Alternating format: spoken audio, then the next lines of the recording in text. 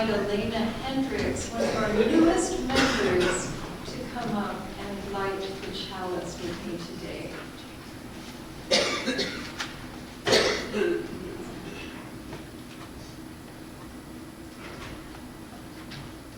Please join me in reading the words of our chalice lighting in your order of service. We light this chalice for the warmth of love, for the light of truth, and for the energy of action.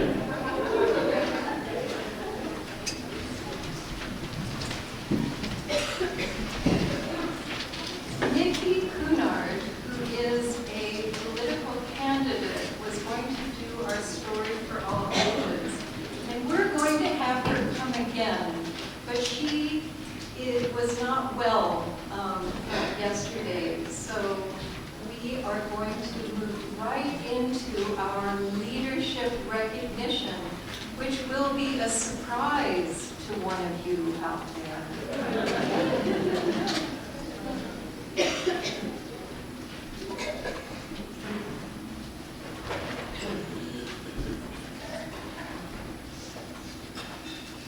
Hello, my name is Donna Wright. I am the chair of the Leadership, Succession, and Development Committee.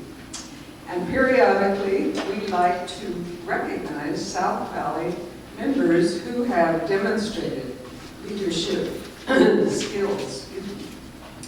Today, we would like to recognize Ann Hess.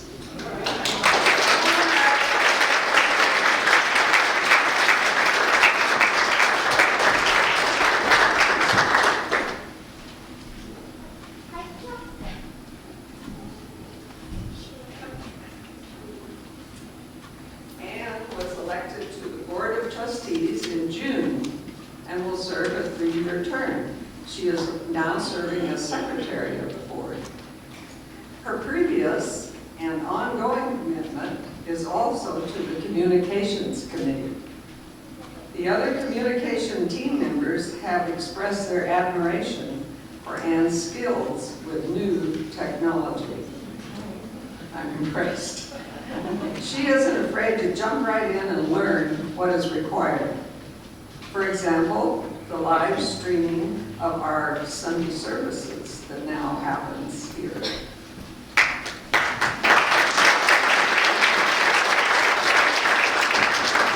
Ann is known also to be great at recruiting volunteers and then mentoring them while they learn. Everyone I talk to has enjoyed and enjoys working with Ann. So thank you for all your service and leadership.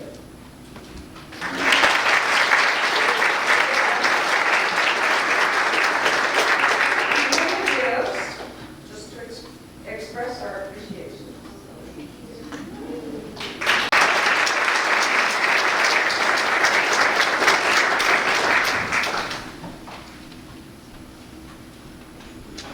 Ann has done so much to bring a vision I have had, and I think many of you have shared, of being able to take our services out to the greater community, and especially as well to those who are unable to come regularly because of some chronic illness, or who are able to look at it later because they were hiking up in the mountains.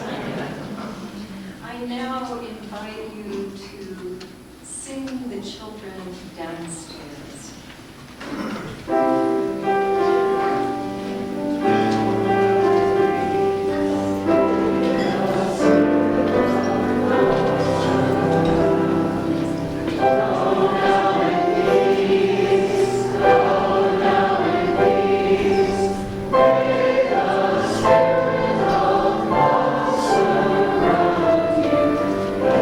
Thank you.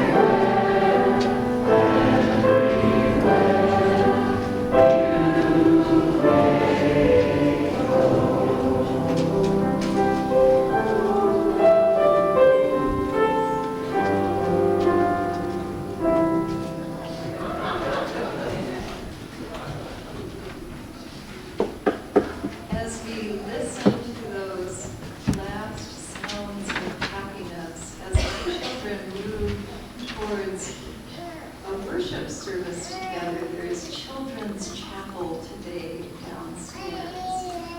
And as we hold them, continue to hold them, and those of you who may be here for the first time or second time, and are also holding your children and hoping that they're enjoying themselves downstairs, that I can assure you that is almost always what happens.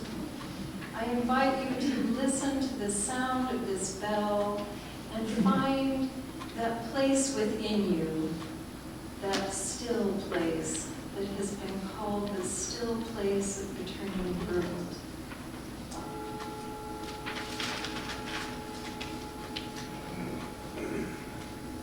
Let us breathe together.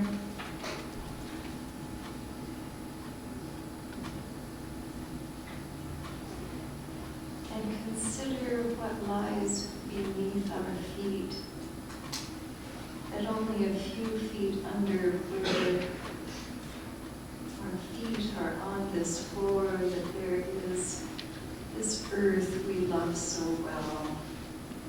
And all of those layers going down to its fiery core through so much change and transformation. As we breathe again, I invite you to extend your imagination upward through the clouds, past those brilliantly covered mountains, and up into the universe and all of those day-blind stars.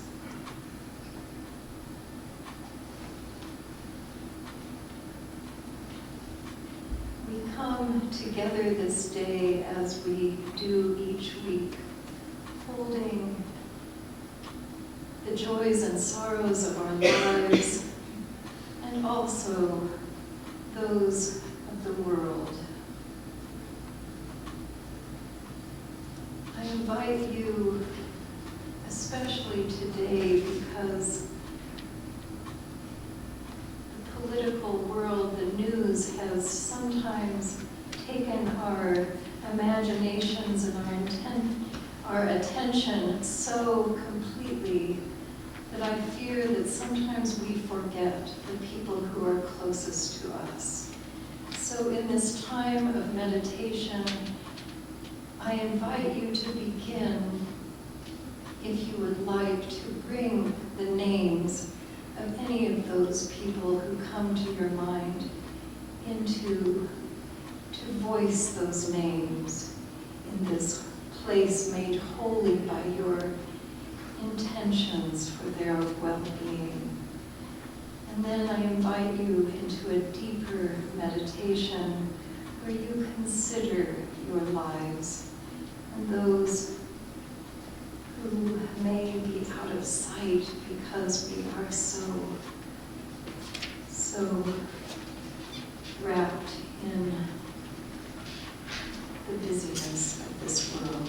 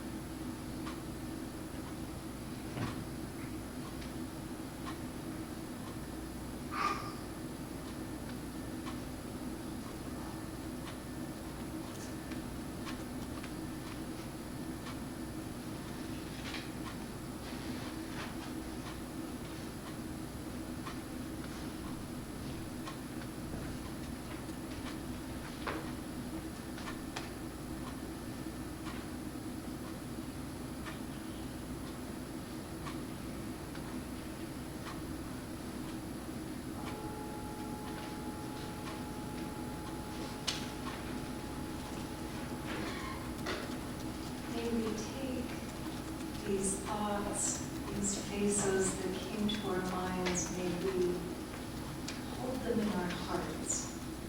And remember them, no matter how busy we become with wanting to transform this world. Let us continue to hold those whom we love in our hearts and in the embracing arms of this community. Amen.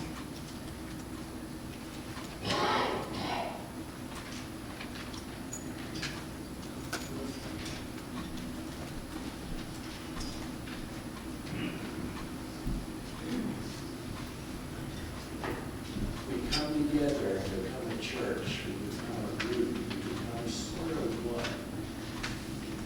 Thank you. And as we do that with our offering becomes a tool to extend our reach, to do the things that we like to see done in our world. And we can share that with others in that particular way. And it can also sustain us as we go forward and just keep the fires lit, keep us warm as we go about the world.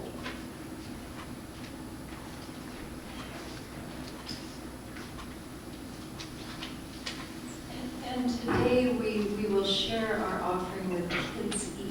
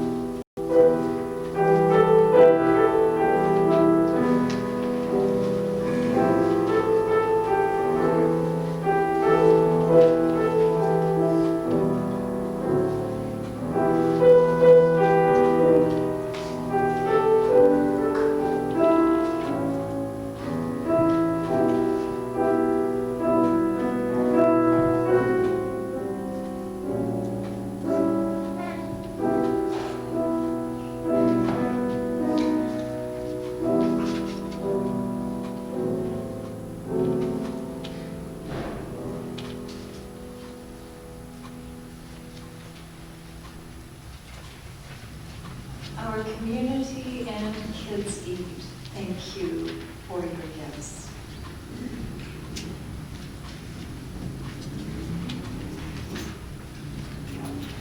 I'm Sam Forlenta. The reading is from Abraham Lincoln, The Idea of Democracy. As labor is the common burden of our race, so the effort of some to shift their share of the burden onto the shoulders of others is the great durable curse of race. As I would not be a slave, so I would not be a master. This expresses my idea of democracy. Whatever differs from this, to the extent of the difference, is no democracy. Our reliance is in our love of liberty. Our defense is in the spirit which prizes liberty as the heritage of all people in all lands everywhere. Destroy this spirit, and we have planted the seeds of despotism at our own doors. Those who deny freedom to others deserve it not for themselves and cannot long retain it. Why should there not be a patient confidence in the ultimate justice of the people? Is there any better or equal hope in the world? Let us have faith that right makes might, and in that faith, let us, to the end, dare to do our duty as we understand it. Thank you.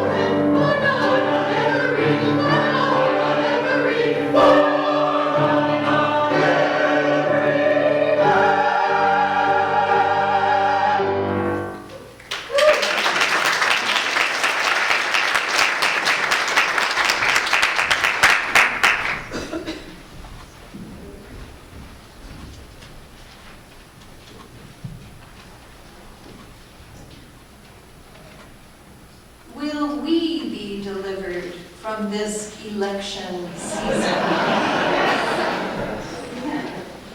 Deliverance is nigh.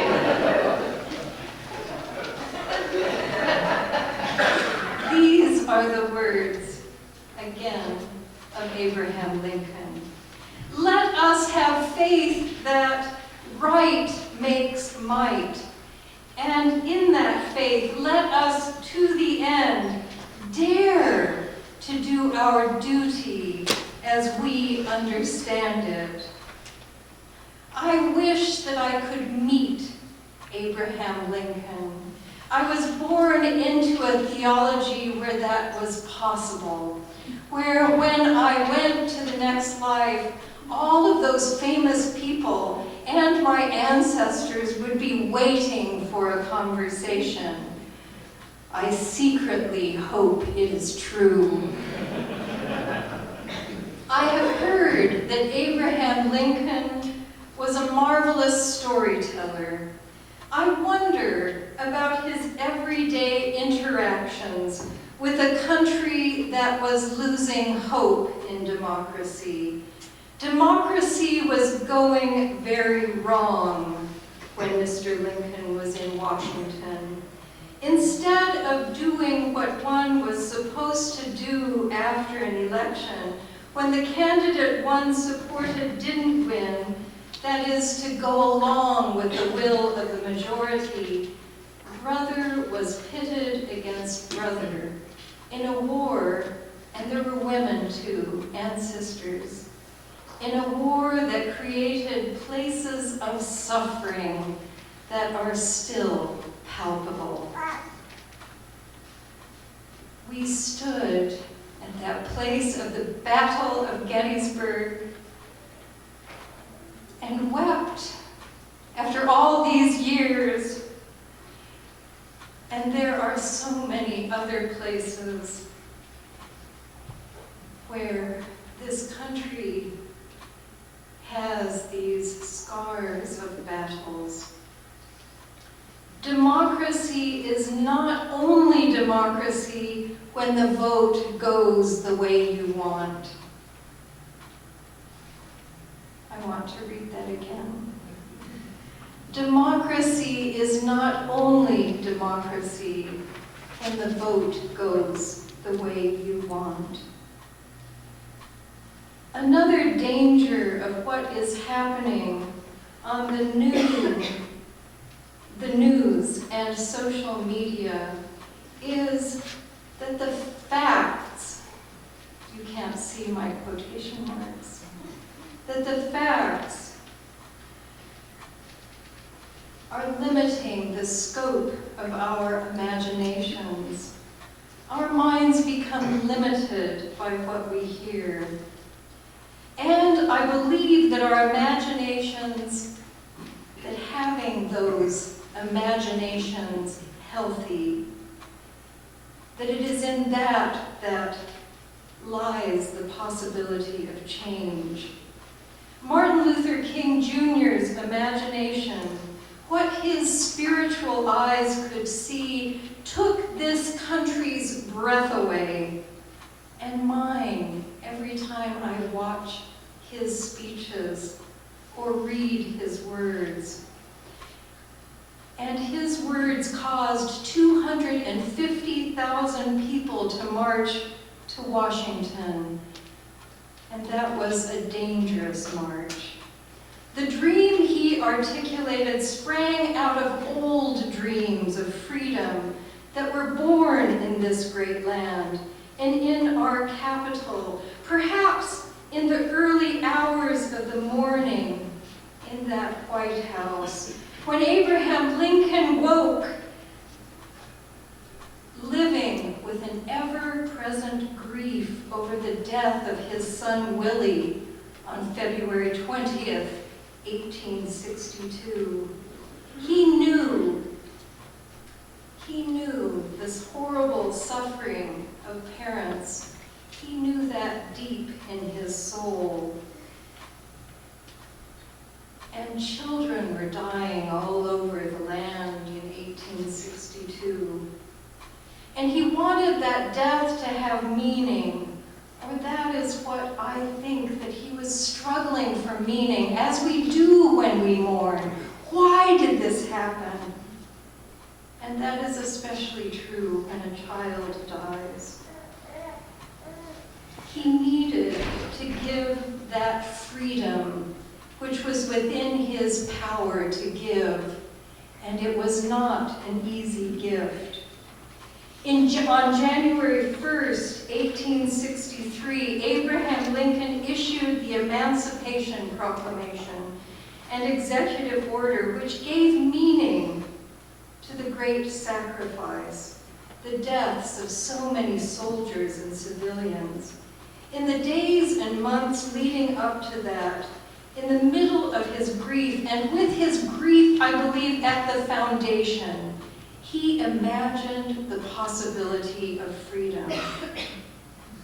And we still have to imagine that freedom for all. One of the most tragic times of our history is the gradual loss of hope in the promise of the Emancipation Proclamation in African American communities in the years following the Civil War. There was a gradual taking away of those freedoms. Slavery was abolished and new kinds of slavery came up all over. The gradual taking away of those freedoms can be seen in the lynching, the Jim Crow laws, and the barriers built up in overt and covert ways around the right to vote, continuing into the war on drugs and what has been called the new Jim Crow. If this is a surprise to you, I invite you after the service. Don't do it right now. I know some of you are on the verge of it. But I invite you into a Google search. It will be a fruitful search. Yet, even though we fell down and a lot of these freedoms were taken away, Abraham Lincoln's dream remained alive around and about the evil workings, and here I do use the word evil workings of humans, intentional and unintentional. Martin Luther King Jr. and many others have taken up not only Abraham Lincoln's words, but his spirit. It continues, his words continue to catch the imagination of new leaders, and that they give strength to the prophetic voices that have spoken on the steps of his memorial. How many of you have been there to that memorial? Wow.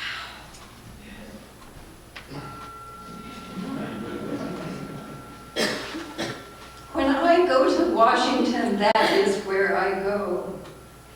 And I love to look up and see that enormous chair, that marble chair with Abraham Lincoln sitting on top of it. And I wonder among you if there is anyone out there who is feeling a call to lead transformation in this land. I know we have actually people in this congregation who have run for public office, and I hear one is maybe planning to run again. But I know that whether you are interested in running for office or not, our ability, together and separately, to imagine our country becoming a just, a kinder, and a freer place for all makes a difference. And I'm going to say this more than once. Get out to vote. If you don't find any motivation for that, talk to me afterwards.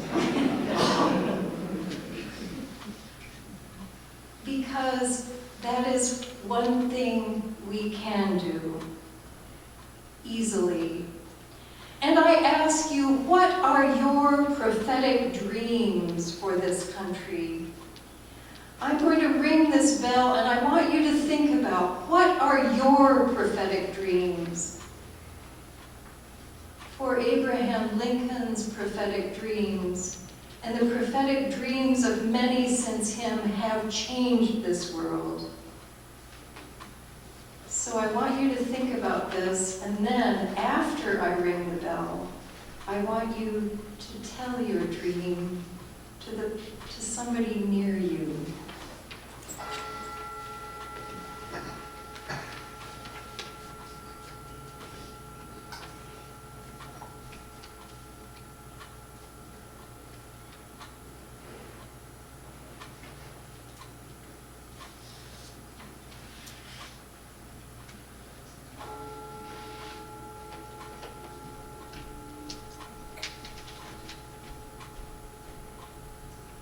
Okay, it's time. Give your gift of that dream to someone near you.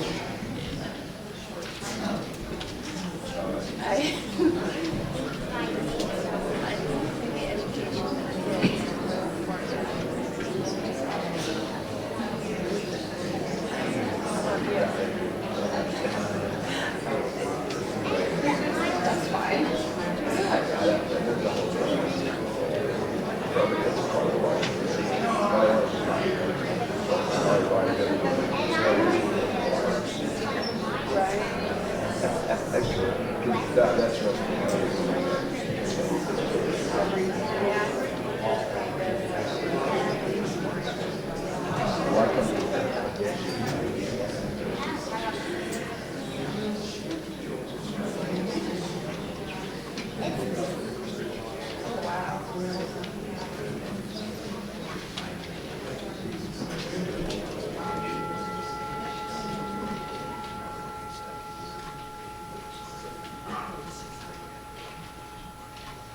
invite you just to, let's bring those dreams.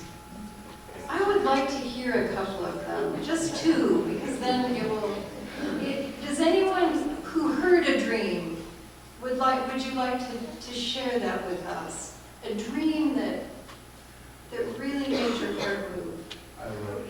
You've got a big voice. Yeah, I can. Solutions without an agenda. Affordable housing.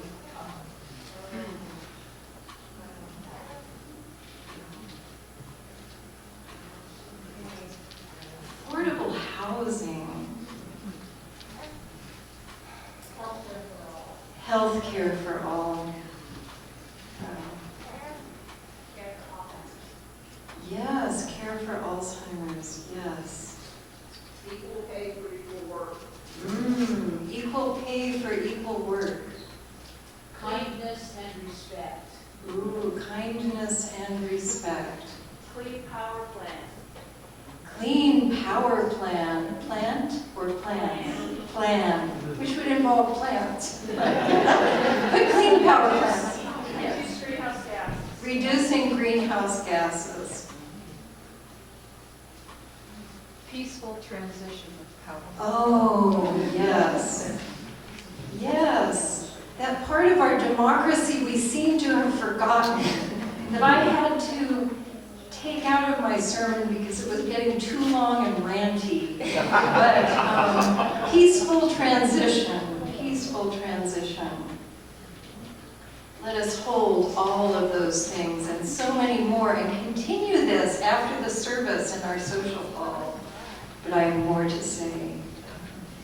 I also believe that there are beautiful truths under all the unrest that we are experiencing right now, just as there was a beautiful truth at the time of the Civil War.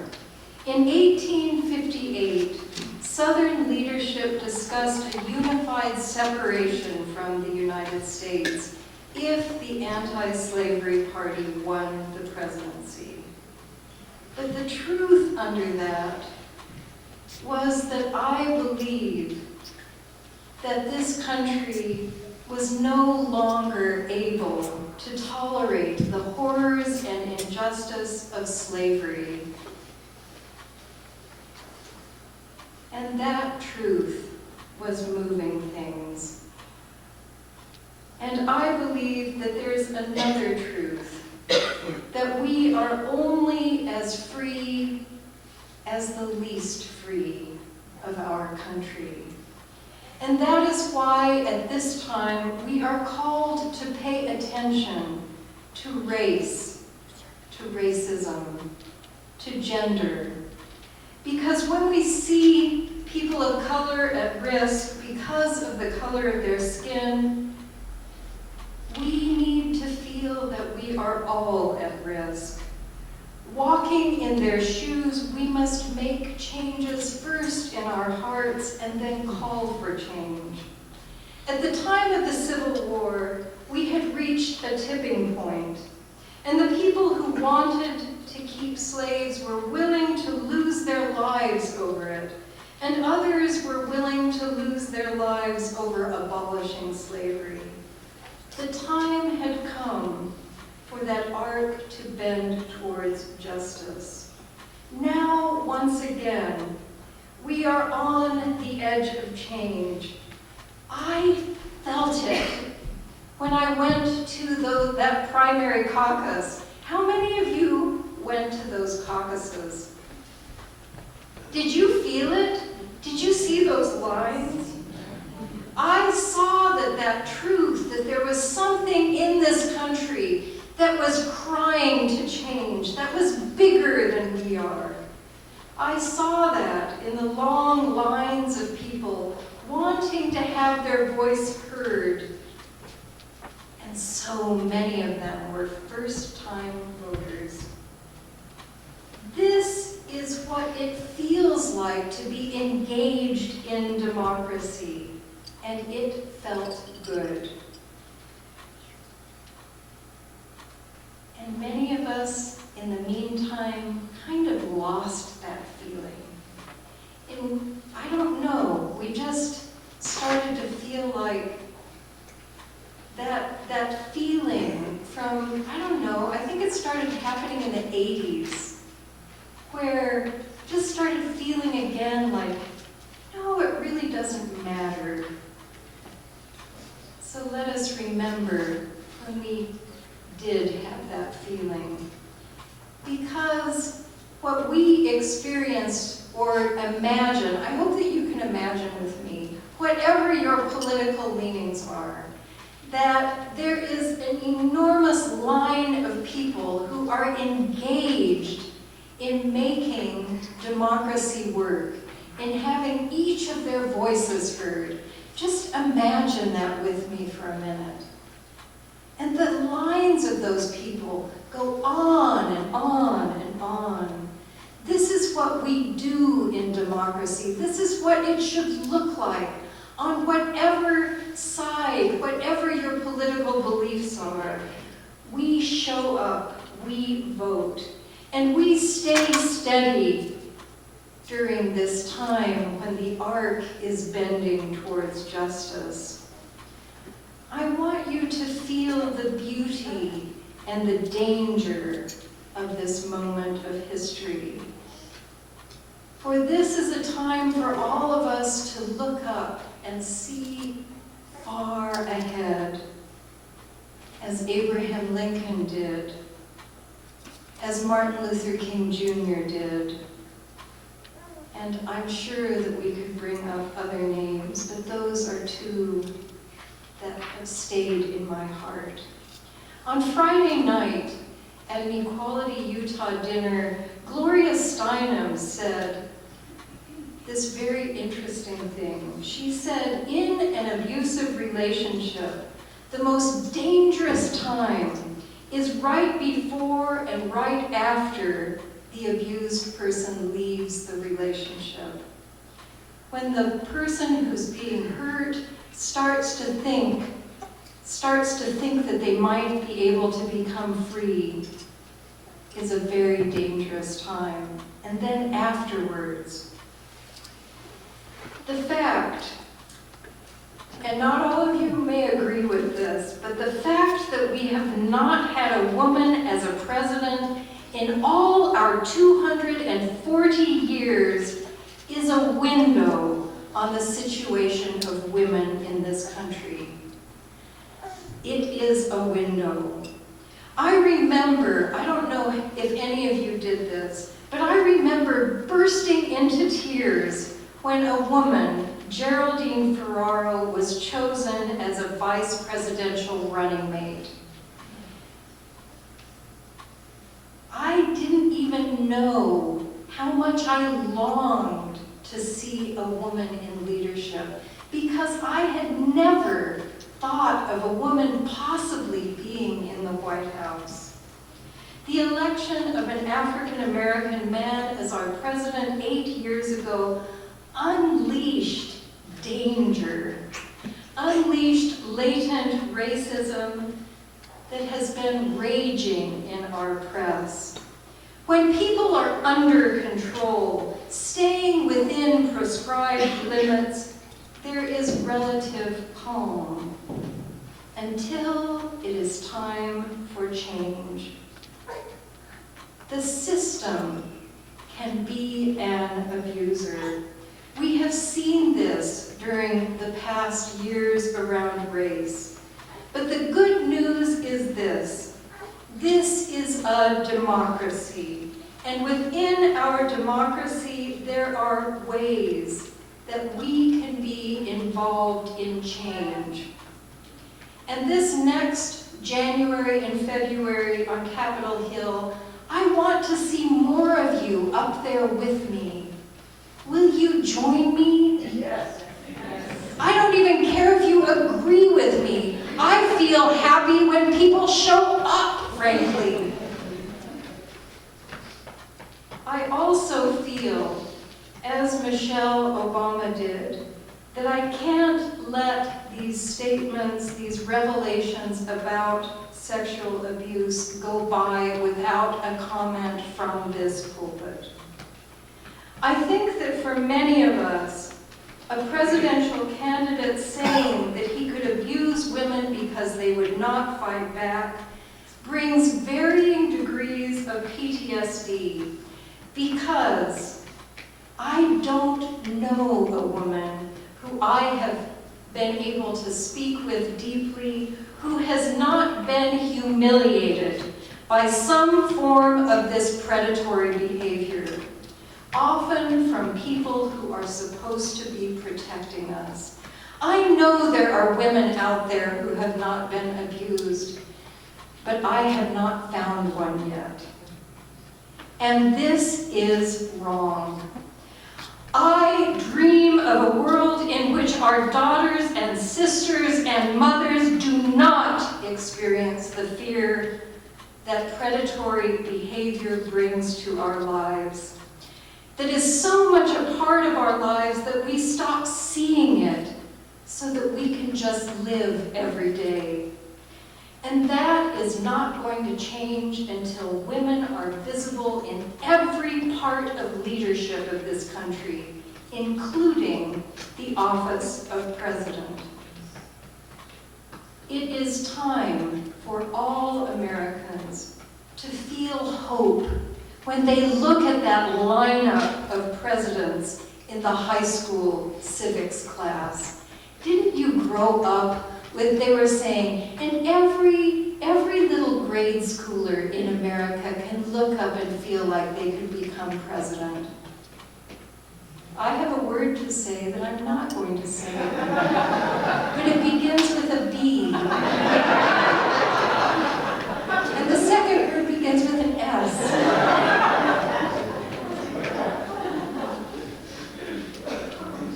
But something is in the air. For we will have a president of the Unitarian Universalist Association. We will have a female president. And do you know, in our liberal association, this is the first time. Yeah. This is the first time, and the reason why I know we're going to have a female president is that only women are running. Yay!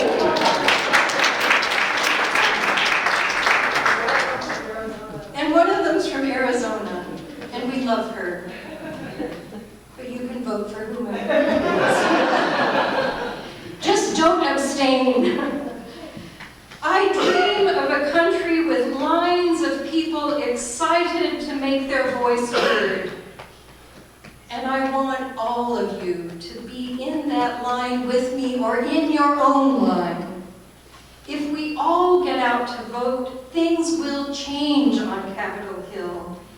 If our engagement in government begins to look like those Bernie Sanders rallies and those lines stretching block after block during the primary caucus, the results of this state's legislature will transform, because people will begin to see you as a constituency. Politicians who wouldn't have dared to have their pictures taken with members of Equality Utah are now calling them up and saying, would you please endorse me? If you just think there are too many people who don't feel the way I do, my vote doesn't matter, it does matter. If they look at a huge number of people who are voting, if it's a close vote but not the person you want, they will still look at that and go, you know, there's a lot of people out there, and write letters, and I've heard handwritten letters really work. Each of us has power, and together we have power to make change. And when anyone says that to you, that you don't have that power, if somebody says otherwise, listen to them. Listen to what they are trying to say. Because when they say that, I think this is a good chance to hear what is making them feel helpless. Perhaps they're feeling helpless in other parts of their lives. Share your dream with them. Invite them into the circle of your love. For another part of this is I believe it is time for us to take responsibility for the divide in this country. Let's not just bemoan and blame people on the other side. We need to reach out.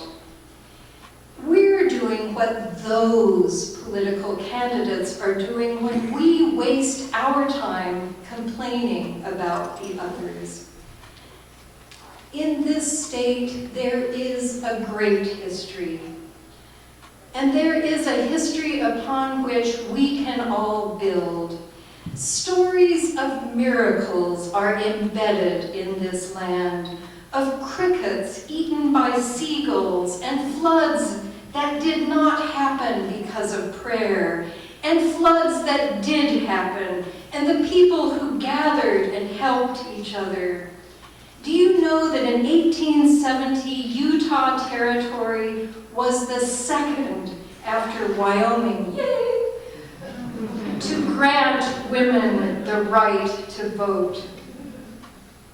That is our history too. We are living in a land built by great and imperfect prophetic dreams, and calling on these dreams and the new ones that are coming up in our hearts have that power of connection and will build on the road ahead. Because we can't build a future by battering our opponent with mean-spirited talk. And I'm talking about us. I've heard a lot of mean-spirited talk on all sides of this political battle. And we only have control over what comes out of our mouths. And we can only do this together. And did I say it before? Get those ballots in the mail, or go to your voting place and vote. I want to have the biggest voter turnout in history. And let us, in our personal lives, let us weave connections that are only ours to do. I have been weaving connections. I love what I do up in the Capitol, and I know you guys love to see it when I'm on television, but I'll have to tell you that the most important work I'm doing right now that I feel is sitting in the office of the Daughters of the Utah Pioneer president and talking with her, she knowing I'm in relationship with Mary Lou, about the healing work of my ancestor. And her saying, why don't you perform what you're doing to our national convention of the Daughters of the Utah Pioneers? And it is stretching out to this guy I hadn't known, I hadn't seen since I was 21, who is very devout LDS. And he reached out his hands to me and he said, it's you. And I said, yeah, it's you. And we remembered that connection that had been lost for so many years.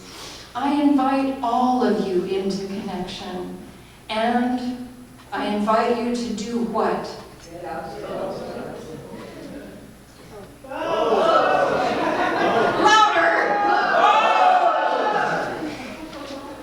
May it be so. Amen.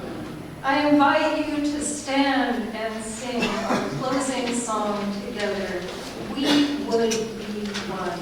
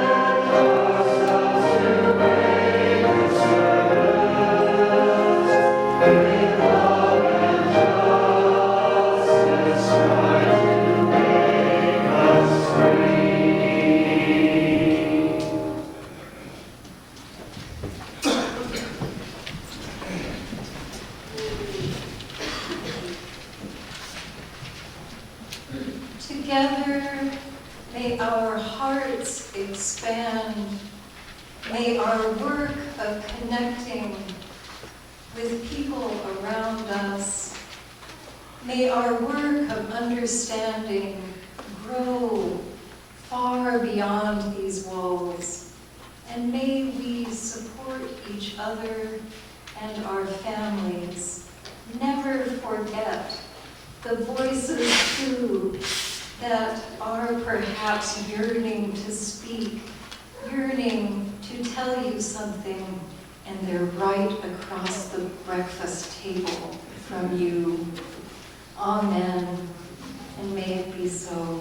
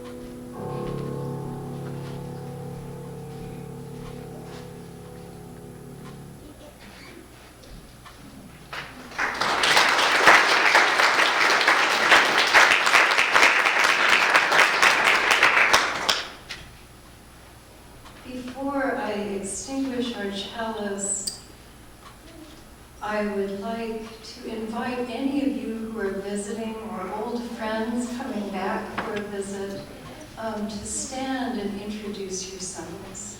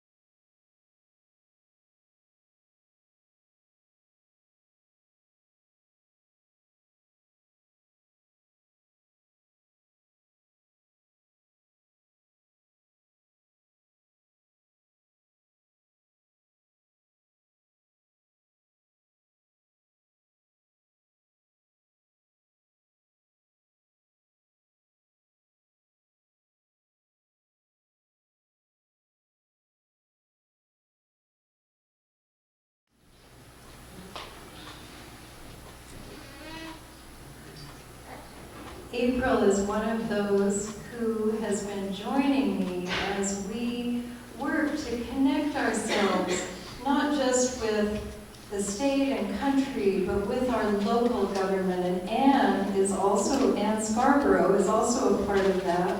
She's the one who encouraged me to spend the afternoon with Mayor Kelvin Cullimore of the Cottonwood Heights.